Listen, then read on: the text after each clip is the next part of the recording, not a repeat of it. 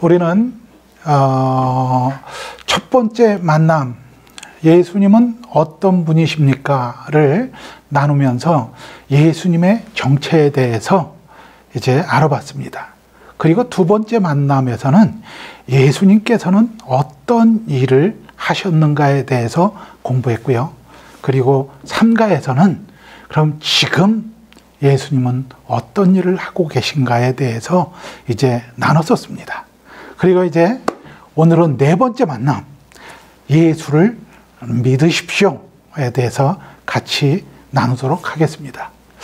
지금까지 우리는 예수가 어떤 분이며 어떤 일을 하셨으며 또 어떤 일을 하는 분인지에 대해서 이제 나누었죠. 그러나 어떠한 사람에 대해 아는 것과 그 사람을 믿고 따른다는 것은 별개의 문제입니다.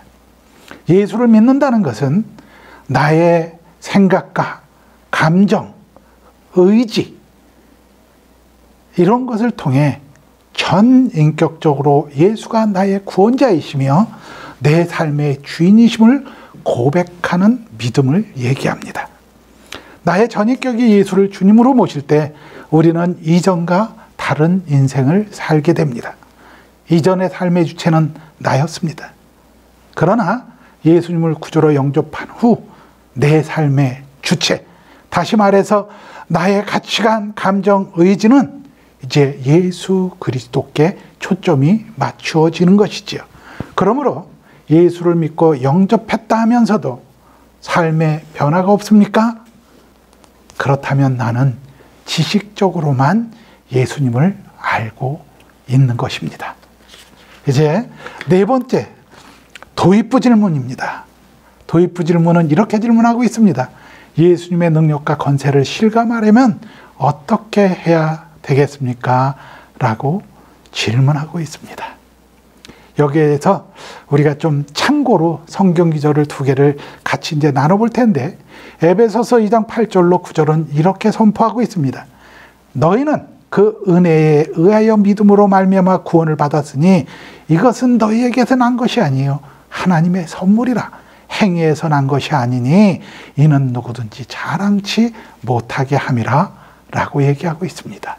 또 디모데후서 3장 15절에는 또 어려서부터 성경을 알았나니 성경은 능히 너로 하여금 그리스도 예수 안에 있는 믿음으로 말미암아 구원에 이르는 지혜가 있게 하느니라 라고 선포하고 있습니다. 그리고 이제 1번으로 넘어갑니다. 그럼 1번에는 요한복음 3장 16절을 읽으십시오. 이렇게 얘기합니다. 왜요? 요한복음 3장 16절이 복음의 핵심이기 때문에 그렇습니다. 요한복음 3장 16절은 구조가 이렇게 되어져 있습니다. 먼저 구원의 주체, 구원의 대상, 구원의 동기, 구원의 방법, 구원의 결과에 대해서 얘기하고 있습니다. 이제 요한복음 3장 16절을 속으로 한번 외우시면서 우리가 이것을 한번 점검해 보는 겁니다. 구원의 주체는 무엇입니까? 구원의 주체는 바로 하나님이십니다. 요한복음 3장 16절은 하나님이 이렇게 시작을 합니다. 그 다음에 구원의 대상이 무엇입니까? 세상을 이라고 얘기합니다. 구원의 대상은 세상입니다. 다시 말해서 사람만 구원의 대상이 아니라 요한복음 3장 16절엔 세상이 구원의 대상이라는 것입니다. 우리가 왜 환경을 하나님께서 주신 환경을 우리가 잘 가꿔야 될까요? 우리는 실패했지요. 다스리고 관리하고 하나님께서는 우리에게 문화명령을 내리셨는데 우리는 그대로 살지를 못했습니다. 자꾸의 이런 일이 생겼습니다. 이 지구상에 기후변화가 일어났고요. 우리가 이 환경을 잘 다스리지 못한 그 결과로 엄청난 지금 피해를 당하고 있습니다. 왜요? 하나님의 명령에 불순종했기 때문에 그런 일이 벌어지는 것입니다. 어찌되었던 구원의 대상은 사람을 포함한 세상을 얘기하는 것입니다. 그럼 구원의 동기가 무엇입니까? 이처럼 사랑하사 이렇게 얘기합니다. 구원의 동기는 하나님의 극진하신 사랑입니다. 그리고 구원의 방법은 또 무엇이지요? 이는 저를 믿는 자마다 그랬습니다. 다시 말해서 예수 그리스도를 영접하는 것입니다. 그리고 그 결과는 어떻게 나옵니까? 멸망치 않고 영생을 얻으리로다 이렇게 선포하고 계십니다. 바로 결과는 영생입니다. 그러면 이제 두 번째로 그러면 여기에 보니까 하나님이 세상을 사랑하시기 때문에 독생자인 예수 그리스도를 우리에게 주셨습니다. 그가 이 세상을 위해서 하신 일이 무엇입니까? 그러고 이제 두 번째 만남과 세 번째 만남을 복습해 보십시오. 이렇게 얘기하고 있습니다. 그래서 이번에는 같이 짝꿍이 한 사람은 이가에 대해서 한번 요점 정리를 해서 상대방에게 말해주고 또 그분이 끝나면 반대편에서 삼가를 요점을 정리해서 또 말해주는 것입니다. 그냥 제가 그 요점을 정리하자라고 하면 간단하게 얘기하면 이겁니다. 예수님이 하신 일, 그것은 십자가의 대속과 부활입니다. 그게 두 번째 만남과 세 번째 만남의 요약이지요. 그러니까 이것을 조금 풀어서 이제 우리가 2가도 배우고 3가도 배우고 왔으니까 그것을 서로 바꿔가면서 2가와 3가를 서로 짝꿍에게 말씀해 주시기 바랍니다. 그리고 이제 다시 1번에 3번으로 가면 거기에 뭐라고 되어 있지요? 영생을 당신은 어떻게 해야 영생을 얻을 수 있습니까? 라고 질문하고 있습니다. 어떻게 해야 영생을 얻을 수 있습니까? 여기에 보니까 여기서 영생이란 하나님을 알고 그와 함께하는 삶을 말합니다. 이렇게 얘기하고 있습니다. 여기서 우리가 영생의 의미를 한번 생각해 보겠습니다. 여러분, 혹시 집사님들 몇 살까지 살고 싶으십니까? 우리 김 집사님 몇 살까지 살고 싶어요? 80. 네. 우리 장 집사님은 몇 살까지 살고 싶어요? 저는 80이요. 80. 네. 이제 여러분들이 거짓말을 했다는 걸 내가 증명해 드리겠습니다. 왜냐하면 그것은 앞으로 한참이 남았기 때문에 그렇게 말씀하시는 거예요. 그런데 오늘 이 시간에 80이 되셨어요. 죽고 싶습니까? 전혀 그런 마음 없으실 거예요. 그럼 그때 가서는 또 달라지겠지요. 저도 운동도 많이 했고 마라톤도 참 했고 정말 건강이 참 좋던 사람입니다. 그런데요, 어느 날 암병동에 내가 암 환자로 누워있게 됐습니다. 저는 그전에는 사나이는 짧고 굵게 살아야 된다라고 얘기했던 사람입니다. 암병동에 가서 누우니까 가치관이 달라집니다. 어떻게 해요? 간으로줘도 좋다. 길게 살고 싶다. 그런데 그것이 내 마음대로 될까요? 내 마음대로 되지 않습니다. 왜 그럴까요? 나는 시간의 제한을 받는 사람입니다. 나는 시간의 창조자가 아닙니다. 그렇기 때문에 나는 시간의 제한을 받기 때문에 언제든지 그 시간 속에서 내 삶이 마감될 수 있습니다. 그러면 시간의 창조자가 누구실까요? 시간의 창조주는 바로 예수 그리스도십니다. 삼위일체 하나님이시죠. 공간의 창조자도 그분이십니다. 그분은 시간과 공간, 다시 말해서 영원한 시간의 주인 되십니다. 그런데 우리가 이제 또 요한복음 15장 5절을 다시 한번 또 이 과에서 암송하라 그랬는데 그것을 한번 다시 한번 생각해 보는 겁니다. 거기에는 어떻게 되어 있습니까? 나는 포도나무요, 너희는 가지이다, 이렇게 선포하고 있지요. 이 포도나무가 어떤 분입니까? 그분은 영원한 시간의 주인 되시는 분입니다. 시간의 창조자, 공간의 창조자십니다. 우리는 시간의 제한을 받을 수밖에 없지만 우리가 그분께 가지로서 딱 접붙임 바 되면 그때부터 그 영원한 시간과 공간에 내가 수혜자, 그 혜택을 받는 사람으로 변하게 되어진 것이지요. 그것을 우리는 영생이라고 얘기합니다. 그래서 여기에 뭐라고 되어 있습니까? 여기서 영생이란 하나님을 알고 그와 함께 사는 삶을 얘기한다, 이렇게 얘기하는 것입니다. 우리는 이미 그 영생에 속해져 있는 사람들입니다. 멋지지 않습니까? 두 분이 서로에게 한번 축복해 보십시오. 당신 굉장한 사람인데 한번 해보십시오.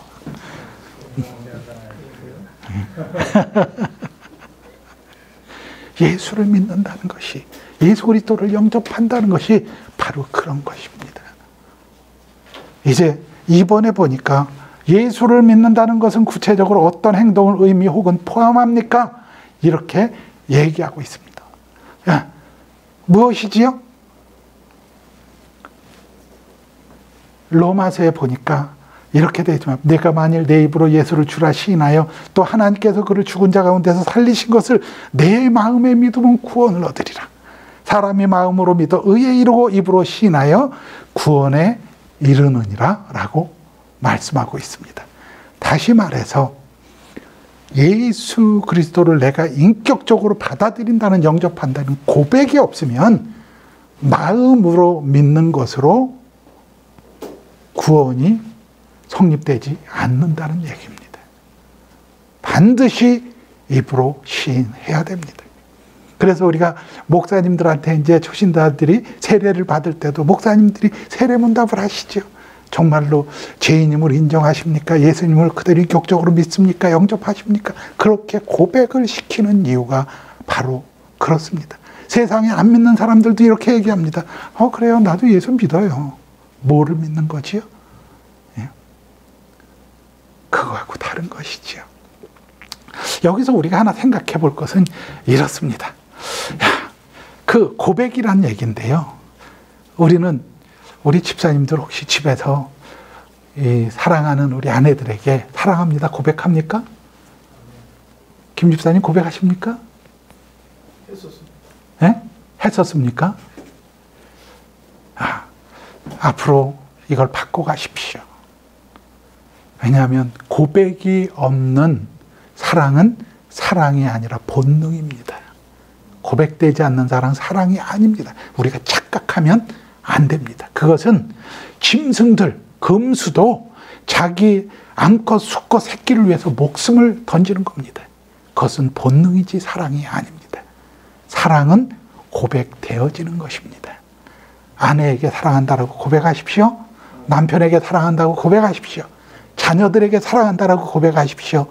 성도들에게 사랑한다라고 고백하십시오. 그러면 가정이 살아나고 교회가 살아나기 시작하는 것입니다. 아멘. 예. 그리고요, 또 요한복음 1장 12절에는 이렇게 얘기합니다. 영접하는 자, 그 이름을 믿는 자들에게는 하나님의 자녀가 되는 권세를 주셨다, 이렇게 얘기합니다. 영접하는 자. 영접이란 얘기는 뭡니까?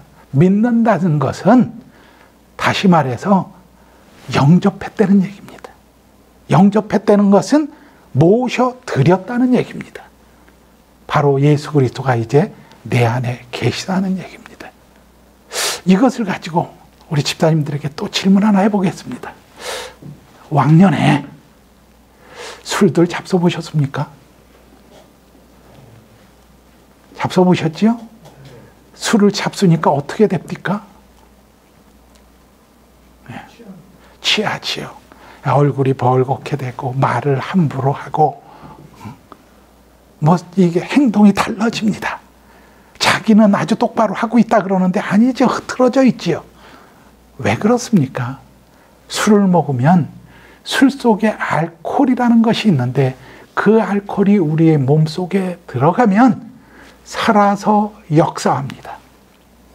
그래서 내가 나를 지배하는 것이 아니라 그 알코올이라는 게 나를 지배하지요. 그래서 내가 생각하지 못한 행동들을 하는 것입니다. 여러분, 그 하찮은 알코올이 들어와도 우리를 변하게 만드는데 우리가 그 정도입니까? 우리가 영접한 것은 그 정도가 아니라 바로 이 구원자 예수 그리스도십니다. 그분이 내 속에 들어왔다. 그러면 이제 우리는 다 바뀌어야 됩니다. 뭐가 바뀌어야 될까요? 인생을 살아가는 패러다임이 바뀌어야 됩니다. 가치관이 바뀌어야 됩니다. 시각이 바뀌어야 돼. 청각이 바뀌어야 돼. 언어가 바뀌어야 돼. 발걸음이 바뀌어야 돼요. 만약에 내가 예수를 믿는다라고 하면서도 그런 것들이 바뀌지 않았다라고 하면 우리 자신을 한번 다시 생각해 봐야 돼요. 여러분의 생각은 어디가 있습니까? 하루에 얼마나 핏값으로 사신 교회를 생각하고 있고 얼마나 구원자 예수 그리스도에 대해서 생각하고 계십니까? 만약에 이렇게 한번 생각해 보지요. 예수님이 내 속에 계시니까 내 눈을 통해서 세상을 보십니다. 그럼 무엇 볼까요? 좋은 차 볼까요? 좋은 집 볼까요? 천만의 말씀입니다. 그분이 내 눈을 통해서 세상을 보시면 아직까지도 예수가 그리스도 되심을 모르고 어둠의 세력, 마귀의 세력에 끌려가고 있는 우리의 부모, 일가, 친척, 형제들 그들을 보고 계실 것입니다. 긍휼하신 눈으로. 그분이 내 속에서 내 귀를 통해서 소리를 들으시면 무슨 소리를 들으실까요? 다시 말해서 끌려가고 있는 그들의 신음의 소리, 고통의 소리, 비명의 소리가 들려야 됩니다. 그게 안 들리는데 우리가 무슨 전도를 합니까? 예수 그리스도의 그 시각과 청각이 돼야 그때 우리가 그네들을 정말 불쌍히 여기고 그들에게 달려갈 수 있는 것이지요. 우리의 입은 언어는 어떻겠습니까? 우리는 끊임없이 판단하고 비판하고 정죄하고 있습니다. 예수님께서 하지 말라 그러셨어요. 그러면 우리 입술엔 뭐가 나와야 됩니까?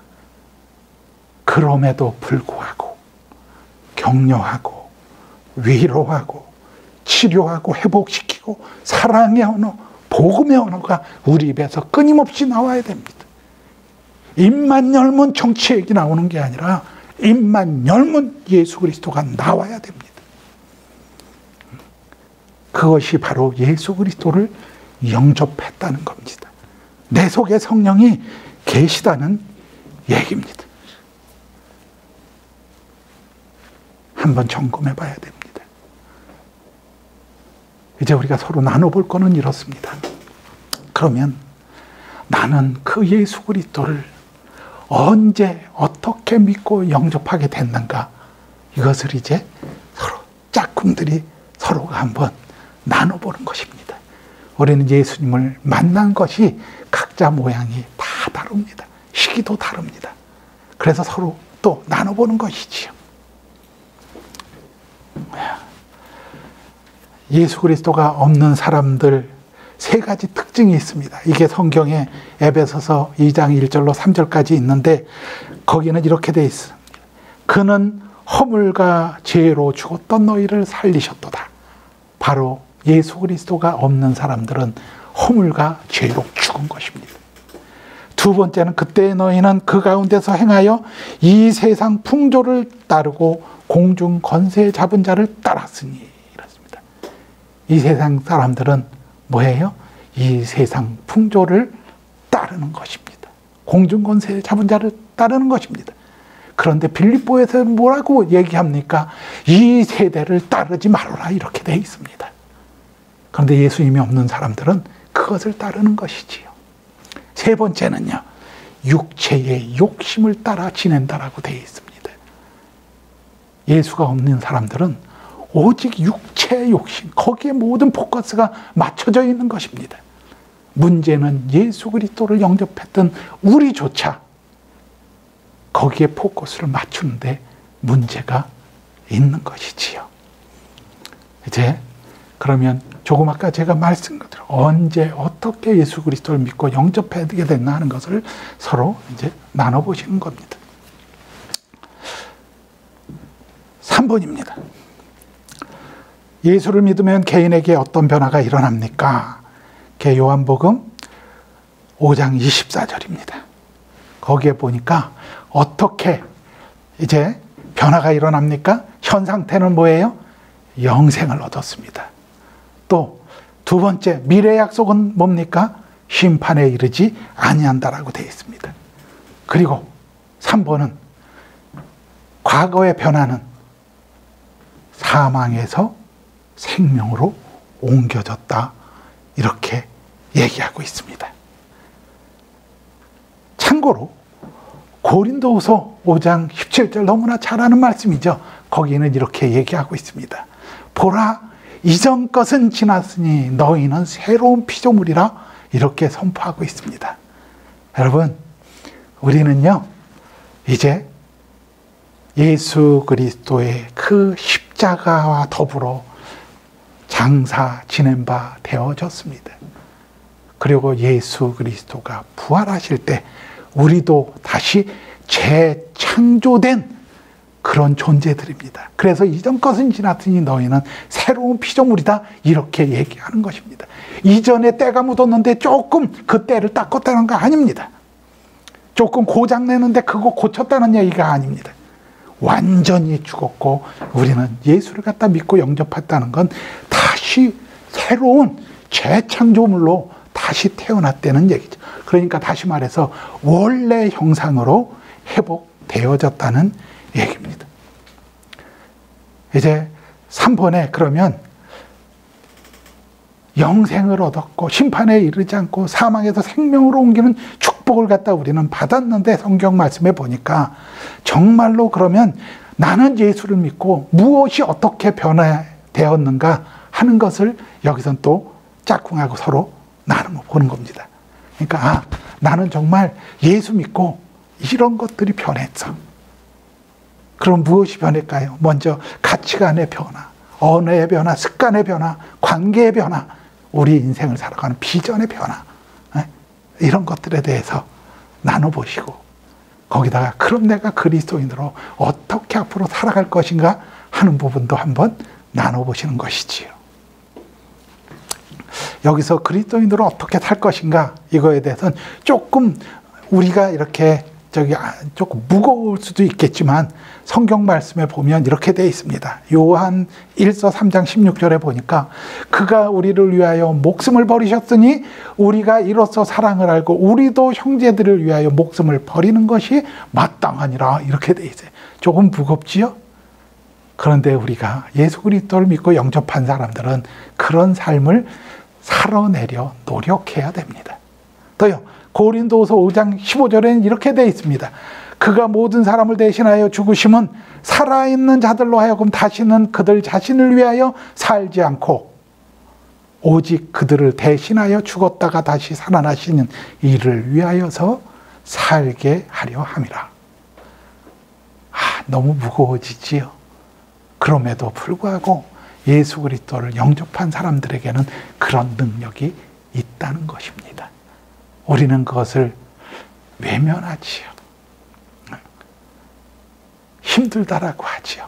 그런데 이미 예수님께서는 우리에게 그런 것을 요구하고 계시다는 거예요. 우리가 어떤 엄청난 훈련을 받아서 그렇게 된다는 것이 아니라 예수 그리스도를 주로 영접한 것 하나만 갖고서도 그렇게 우리에게 요구하고 계시다는 것이지요. 여기에서 이제 예수를 믿으면 개인에게 어떤 변화가 일어납니까? 그랬는데 우리가 또 한번 생각해 볼 게 있습니다.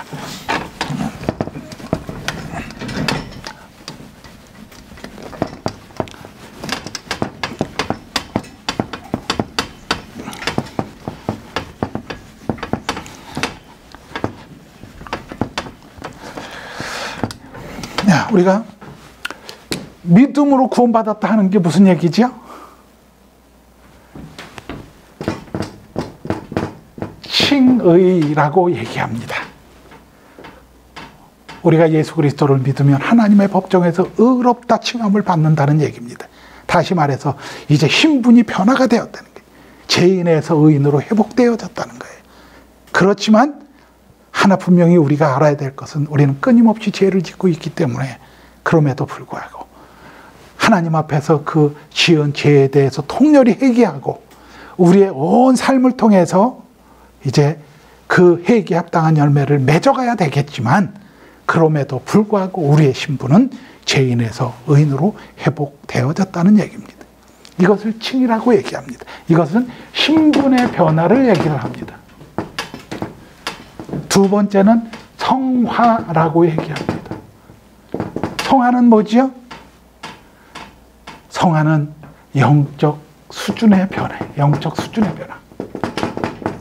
다시 말해서 이제 우리가 예수 믿고 구원받았는데 이제 그러면 예수 그리스도의 제자가 되었는데 우리가 그 정말 예수 그리스도를 닮아가는 삶, 제자의 삶을 살아가느냐라고 하는 것을 성화라고 얘기합니다.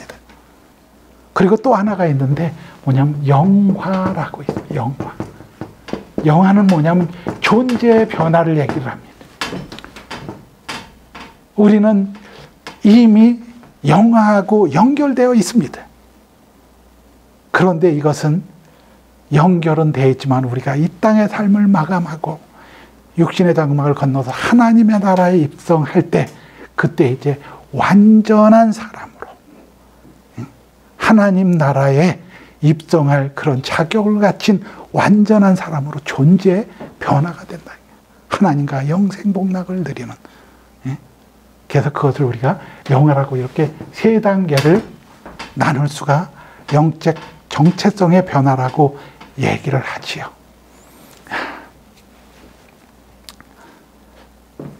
이제 네 번째 4번 문제를 한번 같이 나누겠습니다. 한 사람이 예수를 믿으면 그 사람 주위에 어떤 변화를 기대할 수 있습니까? 라고 질문하고 있습니다. 첫 번째, 가정. 가정은 사도행전 16장 31절을 제시하고 있습니다. 뭐라고요? 이르되 주 예수를 믿으라. 그리하면 너와 내 집이 구원을 받으리라. 다시 말해서 예수를 믿으면 그 사람이 한 가문의 은혜의 통로가 된다는 얘기입니다. 그래서 한 사람을 예수 믿게 하는 것, 그것은 대단히 중요한 일입니다. 그것은 뭐냐면 한 가문에 이제 예수 그리스도의 구원, 예수 그리스도의 은혜가 흘러갈 통로가 마련이 되었다는 것이지요. 우리도, 저도, 여러분들도 바로 우리 가정 가운데 최초의 그 은혜의 통로가 있었습니다. 그런 분들이 계셨기 때문에 지금 내가 예수 믿고 구원받고 그 기쁨과 감격 속에 살고 있는 것이지요. 두 번째는 이웃사랑입니다. 이웃에 대해서. 요한일서 4장 11절에 뭐라고 되어 있냐면 사랑하는 자들아 하나님이 이같이 우리를 사랑하셨은즉 우리도 서로 사랑하는 것이 마땅하도다. 우리를 사랑하셨기 때문에 우리도 사랑하는 것이 마땅하도다. 근데 우리는 조건을 붙이잖아요. 네가 잘해봐. 그럼 나도 잘할게. 이제 거기서 벗어나야 됩니다. 하나님이 우리를 어떻게 사랑하셨습니까? 그분은 하늘 보좌 영광 버리고 이 땅에 오셔서 정말 그 십자가에 올라가셔서 온갖 고초를 겪고 죽으시면서 우리를 사랑하셨습니다. 그런데 우리는 우리의 삶 가운데서 사랑을 어떻게 드러내고 있습니까? 이제 그분의 사랑으로 우리도 우리 이웃들에게 다가갈 수 있어야 되는 거죠. 세 번째는 사회, 그랬습니다. 사회. 이제 마태복음 5장 13절로 16절 말씀에 뭐냐면 너희는 세상의 빛이다. 너희는 세상의 소금이다. 이렇게 과거 완료형으로 선포합니다. 너희는 앞으로 빛과 소금이 될 것이다. 이렇게 얘기 안 했습니다. 다시 말해서 예수 그리스도를 믿은 사람은 그 시간부로 이제 세상의 빛이 되고 세상의 소금이 되는 것입니다. 그래서 겁나는 말씀이 있죠. 너희는 세상의 빛이라. 만약에 세상의 소금이라. 그런데 소금이 무엇으로 짜게 하려? 짜지 않으면 밖에 버리워져서 사람들에게 밟힐 것이다 이랬어요. 요즘의 현상이 그런 게 아닌가. 저 그렇게 생각하고 마음이 참 아파져요. 또 너희는 세상의 빛이다 이렇게 얘기했어요. 우리 빛에 대해서 이거는 한번 좀 나눠볼 필요가 있어요. 여기 이제 많이 화나지 않습니까? 그런데 우리가 이제 깜깜하다라고 한번 빛이 하나도 없고 깜깜하다라고 생각해 보십시오.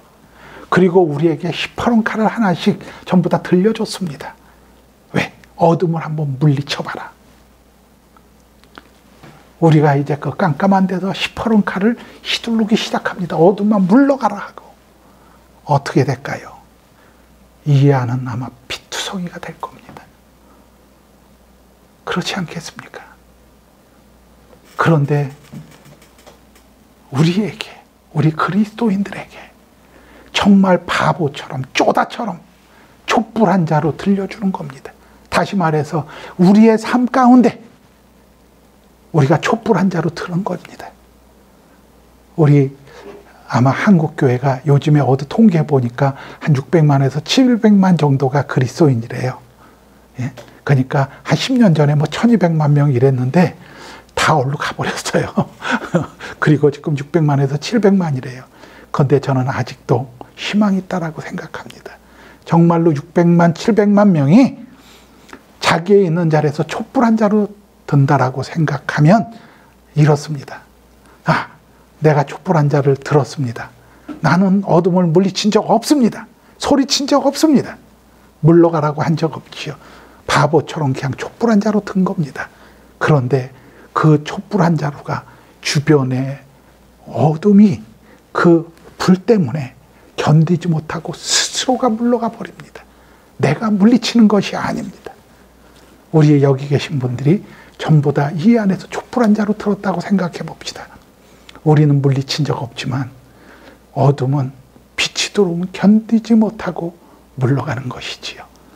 우리 속에 그 빛으로 오신 예수 그리스도 그분이 계십니다.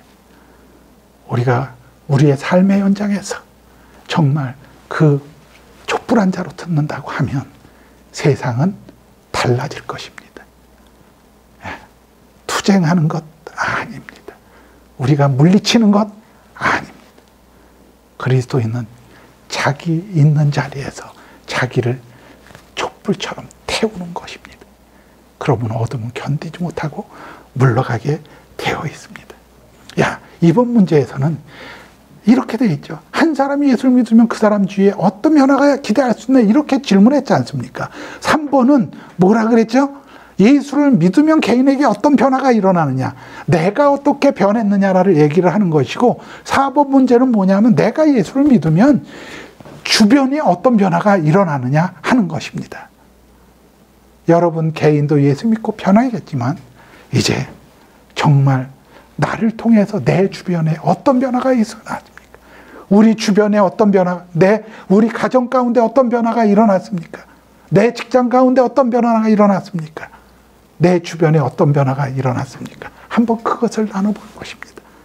내가 예수 믿는다고 하면서 내 가정 가운데 아무런 변화가 없다? 내 일터에서 아무 변화가 없다? 문제가 많지요. 또 이런 사람도 있습니다. 나는 예수 믿고요, 세상 사람들 다 끊었어요. 세상에 그렇게 바보 같은 소리가 어디 있습니까? 우리가 구원받은 거 왜 구원받았습니까? 아직까지 예수 그리스도를 모르는 사람들을 찾아가라고, 구원의 통로가 되라고, 나를 구원하셨는데 나는 세상 사람들하고 다 끊었다는 거예요. 그게 무슨 아주 영적인 소리인 줄 알고 착각하고 있어요. 내 소리 누가 들어주겠습니까?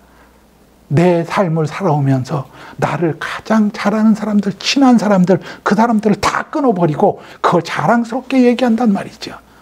이런 바보 같은 소리가 어디 있습니까? 이제 우리는 관계가 끊어졌던 사람도 찾아가야 되지요. 내가 세상 가운데 정말 빛의 역할, 소금의 역할을 통해서 주변이 나를 통해서 변화가 되어줘야 됩니다. 여기 한번 이제 또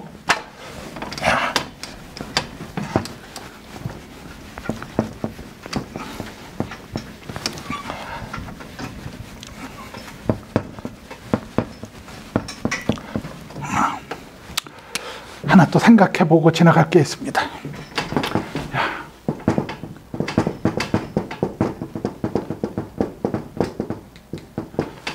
믿음 플러스 은혜 마이너스 행위, 이것을 뭐라 그러냐면 구원이라고 얘기합니다. 우리의 구원은 믿음 플러스 은혜입니다. 믿음도 내가 믿은 건 아닙니다.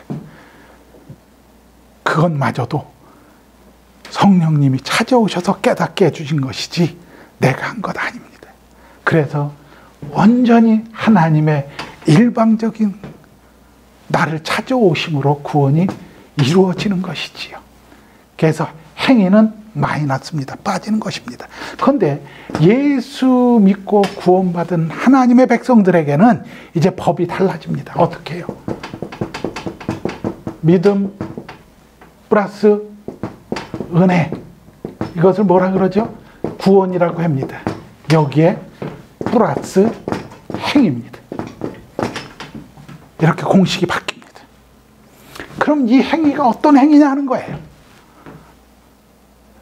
성경에는 착한 행위, 선한 행위를 계속 얘기하고 있습니다. 그런데 우리는 어려운 사람들 도와줘야 됩니다. 고아를 돕고 가부를 돕고 소외된 사람들 돕고 도와야 됩니다. 우리에게 하나님께서 우리에게 재정적인 축복을 갖다 주시는 일은 바로 그런 사람들에게 흘려보내라고 우리에게 주시는 것이지, 나 잘 먹고 잘 살라고 집 평수 늘리라고 주시는 것 아닙니다. 그런데 그럼 소외되고 어려운 사람들, 굶주린 사람들, 우리 그리스도인들, 기독교인들만 돕습니까? 아닙니다. 절에 가는 사람들도, 다른 종교, 이방 종교들, 우상 숭배하는 사람들도요, 어떤 휴머니즘이라는 게 있는 사람들은 전부 다 어려운 사람들 돕습니다. 더 잘 돕고 많이 돕는 사람들 얼마든지 있습니다. 그러면 하나님께서 우리에게 요구하신 행위가 선한 일이 그거겠느냐 하는 거예요. 한번 생각해 봐야 됩니다. 그럼 하나님께서 우리에게 요구하시는 건 뭘까요? 우리도 다른 종교 믿는 사람들처럼 그런 행위 더 열심히 해야 됩니다. 소외되고 굶주린 사람들, 가난한 자, 고아, 가부 도와야 됩니다. 내 주머니를 털어야 됩니다. 그런데 그것은 이방 종교를 믿는 사람들도 다 할 수 있는 것이고요. 그럼 정말 착하고 선한 일이 뭡니까? 바로 영원히 사망과 저주로 갈 수밖에 없는 사람들에게 구원자 예수 그리스도를 나눠주는 것입니다. 그것이 바로 행위라고 하는 것입니다. 그 행위가 없으면 선한 일, 착한 행위는 이방인들 수준에서 벗어나지를 못합니다. 그래서 우리 구원받은 하나님의 백성들은 이제부터 때를 얻든지 못 얻든지 예수가 그리스도 되심을 전하는 것입니다. 그 복음을 들고 세상으로 나가는 것입니다. 아멘. 믿음이 나로부터 시작되었다면 우리는 얼마든지 무너질 수 있습니다. 우리가 얼마나 결심을 쉽게 합니까? 나는 뭐를 하겠다. 올해는 뭐를 하겠다. 그러나 그것이 얼마나 유지됩니까? 제가 올 초에도 첫 주에 이런 결심을 했습니다. 올해는 내가 성경 일독을 반드시 하리라. 그러고 창세기 1장 2장을 얼마나 열심히 읽었는지 모릅니다. 그런데 며칠 지나서 성경책이 또 덮여져 있더라고요. 다시 이제 결심을 했습니다. 그래, 구정 때 다시 시작해보자. 또 한 3장, 4장 읽었습니다. 그리고 또 덮여졌습니다. 이제 또 새롭게 결심을 합니다. 그래, 이제 추석 때부터 시작해서 그래 연말까지 마무리는 잘해야 되지 않을까? 열심히 하면 좀 익지 않을까? 그런 결심이 얼마나 유지가 되는가 하는 것입니다. 다시 말해서 믿음이 나로부터 시작됐다면 얼마든지 무너질 수 있다는 것입니다. 그런데 우리의 믿음은 우리로부터 시작된 게 아니라 하나님으로부터 시작된 것입니다. 그것이 축복이죠. 그래서 절대 무너지지 않습니다. 우리의 구원은 잃어버릴 수 없습니다. 어떤 것도 하나님의 사랑에서 우리를 끊어낼 수 없다라고 성경에서 선포하고 계시지요. 아멘. 예. 이제 5번. 그러면 이제 하나님과 나와 이웃과의 관계에 대해서 얘기를 갖다 합니다. 그래서 로마서 12장 5절과 15절에 보니까 이렇게 얘기합니다. 이와 같이 우리 많은 사람이 그리스도 안에서 한 몸이 되어 서로 지체가 되었느니라. 또 로마서 12장 15절은 뭐라고 하지요? 즐거워하는 자들과 함께 즐거워하고 우는 자들과 함께 울라. 그러니까 하나님과 나와의 관계, 또 바로 그 하나님의 복을 누리고 구원의 복을 누리고 있는 우리와 우리 이웃들 간의 관계에 대해서 5번 문제에선 얘기하고 있습니다. 그리고요, 거기에 보니까 이제 우리의 신분에 대해서 얘기를 갖다 하고 있습니다. 보이지 않는 신분, 또 보이는 변화. 예, 보이는 변화는 뭡니까? 우리의 가치관이 변하고, 언어가 변하고, 습관과 표정과 인간관계가 변하게 되어 있습니다. 그런데 보이지 않는 변화가 있는데 그게 이제 신분이지요. 그래서 베드로전서 2장 9절과 요한복음 1장 12절을 이렇게 얘기하고 있는데, 요한복음 1장 12절에는 영접하는 자, 그 이름을 믿는 자, 하나님의 자녀가 되는 권세를 주셨다. 그래서 우리는 하나님과 나와의 관계는 어떻습니까? 우리는 이제 하나님의 자녀입니다. 그래서 우리가 하나님께 뭐라고 부르죠? 아빠, 아버지라고 부르게 되는 것이지요. 근데 또 여기에 보니까 이제 베드로전서 2장 9절을 갖다 우리가 한번 생각해 보였는데, 거긴 뭐라고 되어 있습니까? 베드로전서 2장 9절에는 이렇게 되어 있습니다. 너희는 택하신 족속이요, 왕 같은 제사장이요, 거룩한 나라요, 하나님의 소유된 백성이다. 이렇게 우리의 신분을 얘기를 합니다. 다시 말해서 예수 그리스도를 영접한 우리들의 신분은 바로 그렇다는 얘기입니다. 택하신 족속이라는 것입니다. 하나님께서 우리를 만세전부터 구원하시기로 작정하셨습니다. 그리고 이 시대 가운데 성령을 우리 가운데 보내셔서 예수가 그리스도 되심을 깨닫게 하시고 믿고 구원받게 하셨지요. 왜요? 내가 하나님의 택한 백성이기 때문에. 우리가 얼마나 기가 막힌 존재입니까? 그리고 또 이렇게 얘기합니다. 너희는 왕 같은 제사장이다. 제사장이 하는 일이 뭡니까? 예배 드리는 일입니다. 우리를 이제 그 구속의 은혜를 기뻐하면서 하나님 앞에 예배자로 나가게 만들어 주셨다는 얘기예요. 그게 왕 같은 제사장이라는 거예요, 우리를 보고. 그리고 세 번째는 뭐라고 했어요? 거룩한 나라다, 이렇게 얘기합니다. 여러분, 거룩한 나라 무슨 얘기예요? 이렇게 얘기합니다. 하나님의 나라가 어디 있습니까? 여기 있다 저기 있다 하지 마라, 네 속에 있다, 이렇게 얘기했어요. 그게 무슨 얘기예요? 이건 통치권의 문제예요. 거룩한 나라의 통치권자는 예수 그리스도예요. 근데 우리가 그분을 영접했어요. 우리가 누구예요? 우리는 하나님의 거룩한 나라예요. 이제 내가 움직이는 것은 뭐예요? 거룩한 나라, 하나님의 나라가 움직이는 거예요. 하나님의 나라에서는 무엇을 하겠습니까? 하나님을 찬양하고 예배하고 하나님의 나라를 선포하는 거지요. 내가 정말 그 거룩한 나라라고 한다면 이제부터 세상 가운데에서 하나님의 나라를 넓혀가야죠. 확장시켜 나가야 돼야죠. 그렇지 않으면 나는 거룩한 나라가 아니겠지요. 이제 우리는 하나님의 그 거룩한 나라, 이제 모바일 하나님의 나라예요. 그러니까 움직이는 하나님의 나라. 우리의 신분이 그렇다는 거예요. 또 소유된 백성이다 이랬단 말이죠. 소유된 백성 한번 생각해 보십시오. 우리가 하나님께서 그래 너 내가 소유했어? 내 백성이야? 이렇게 간단하게 하시지 않았다는 거예요. 나 하나를 소유하시기 위해서 그분은 하늘 영광 포기하셨다는 거예요. 이 땅에 성육신에서 오셨다는 거예요. 그리고 십자가에 달려서 죽으시고, 예? 그 고난을 통해서 나를 당신의 백성으로, 당신의 자녀로 소유하셨다는 거예요.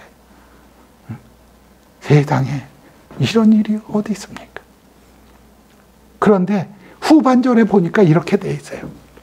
너희를 어둠 가운데서 불러내어서 기이한 빛에 들어가게 한 자에, 무슨 얘기예요? 영원한 사망과 저주에 있던 너희들을 불러내어서 기이한 빛, 다시 말해서 예수 그리스도의 구원에 들어가게 한 것은 이 얘기지요. 마지막 결론이 이렇게 나옵니다. 뭐라고 나오죠? 아름다운 덕을 선전하게 하려 함이라. 아름다운 덕이 뭡니까? 예수가 그리스도시다, 이것을 선전하기 위해서, 우리를 그 선전 도구로 사용하시기 위해서 그런 신분 만들어 주셨다는 거예요. 그런데 우리는 입을 다물고 있습니다. 아무것도 하지 않습니다. 이제 우리 속에 정말 예수 그리스도가 계시다면 바뀌어야 됩니다. 우리의 전삼이 완전히 바뀌어져야 됩니다. 요번에서 나눔에서는 이러는 거예요. 정말 우리가 하나님의 자녀라는 신분에 어울리는 삶을 살고 있는가 하는 것을 나눠보는 것입니다. 철저하게 우리의 신앙생활을 한번 되짚어보는 것입니다. 우리는 전부 다 예수 믿었다, 할렐루야, 아멘 하고 있지만 우리 자신을 돌아봐야 됩니다. 내 신앙의 현주소가 지금 어디에 머물러가 있는가 하는 것들을 한번 점검해야 되는 거죠. 이제 6번으로 가겠습니다. 성경은 예수와 교회의 관계를 어떻게 표현합니까? 이렇게 얘기합니다. 성경은 예수와 교회의 관계를 어떻게 표현합니까?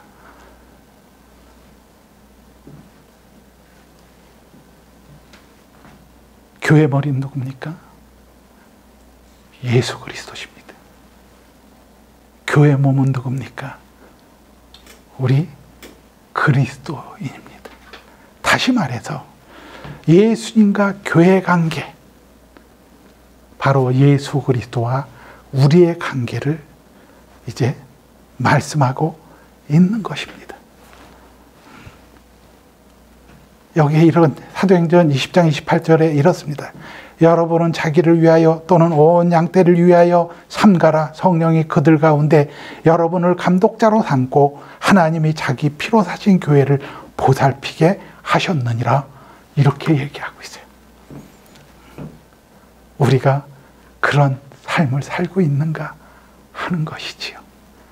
피로 사신 교회를 위해서. 그리고 이제 7번으로 넘어갑니다. 그랬더니 7번에서는 이제 이겁니다. 7번 문제는 예수 그리스도 일가서부터 사가의 복습입니다. 그러니까 뭐죠?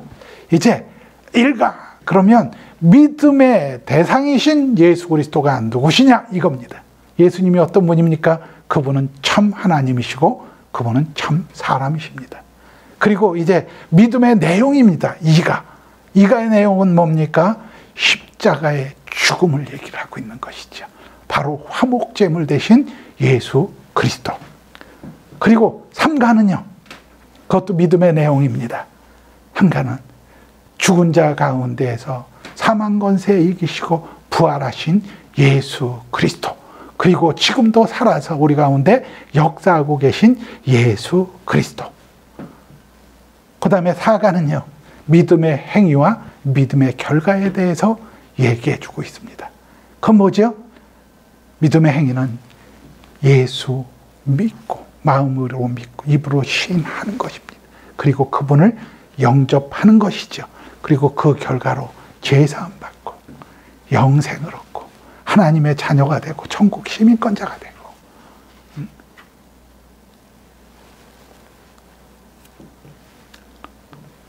이제 8번 문제로 넘어가겠습니다. 이제 새롭게 결심을 하면서 당신의 생각을 하나님께 말해 보십시오. 그리고 당신은 예수 그리스도를 믿는 믿음을 어떻게 표현하고 있습니까? 이렇게 질문하고 있습니다. 우리가 예수 그리스도를 믿는다는 것이 뭡니까? 그것은 죄와 죽음과 심판에서 영원히 탈출한다는 것입니다. 이제 이 기존 성도들도 1:1 양육을 받을 수 있고 초신자들도 받을 수 있는데, 이제 첫 번째는 우리가 그러면 초신자들이 우리가 질문을 했을 때, 이제 당신은 예수를 믿습니까? 라고 질문을 했을 때 이제 이 초신자들이 네 하고 대답을 하는 순간 여러분들은 어떤 일을 한 것입니까? 바로 하나님 앞에서 교회를 하나 탄생시킨 것입니다. 다시 말해서 교회를 개척을 해서 하나님께 헌당 드리는 것입니다. 여러분 인생 가운데서 그거보다 더 귀한 일이 어디 있겠습니까? 교회를 개척해서 하나님 앞에 헌당해 드려요. 우리는 이런 아주 좋은 건물을 지어서 하나님 앞에 헌당해 드린다, 이 성전의 개념을 건물의 개념으로 생각하는 경우가 많이 있어요. 우리 또 그것도 좋습니다. 이렇게 예배당을 정말 아름답게 이렇게 만들어서 하나님 앞에 헌당해 드리는 것, 그거 참 거룩하고 좋은 일이죠. 그렇지만 더 본질로 들어가면 뭡니까?